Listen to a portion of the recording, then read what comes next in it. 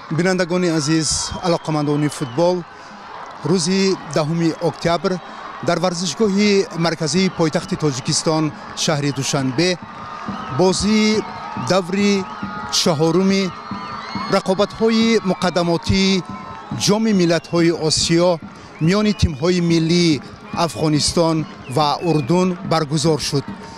باید گفت که به دلیل مشکلات امنیتی در کابل این بازی در شهر دوشنبه برگزار شد.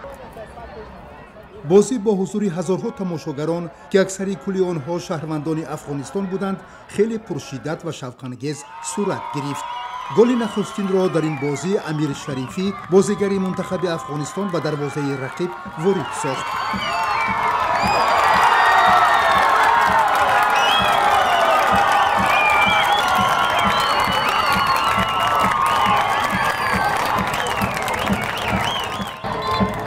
افغانستان 1 جردن 0.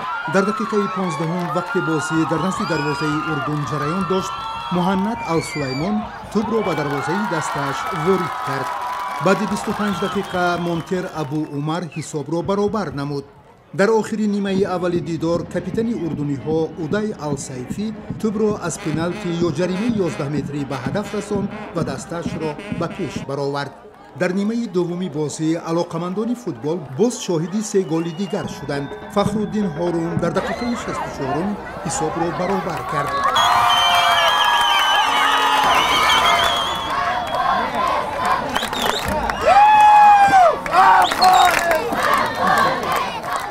بعداً خیبر امانی گل سوم افغانستان را در دقیقه 81 به دروازه اردنی ها وارد نمود.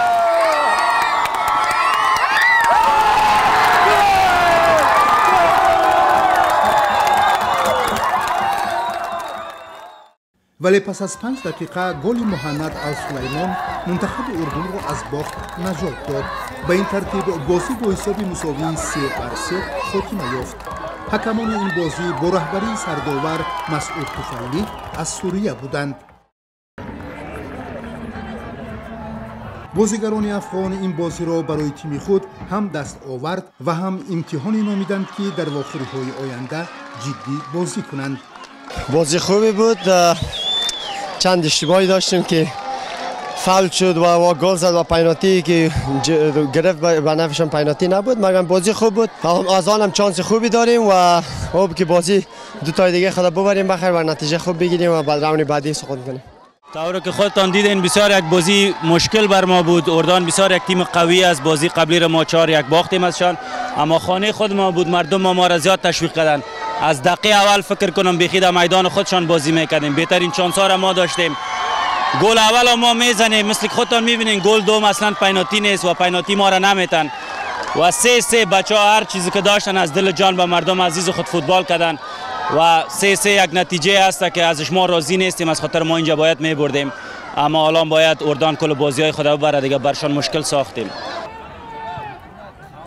ضمناً منتخب افغانستان نخستین دیدارش را در رقابت‌های مقدماتی جام ملت‌های آسیا در مقابل ویتنام 28 مارس سال روان در ورزشگاه مرکزی شهر دوشنبه با نتیجه مساوی 1-1 انجام داده بود. در بازی اول اردن با افغانستان که 5 سپتامبر دایر شد، میزبانان با حساب 4-1 پیروزی به دست آورده بودند.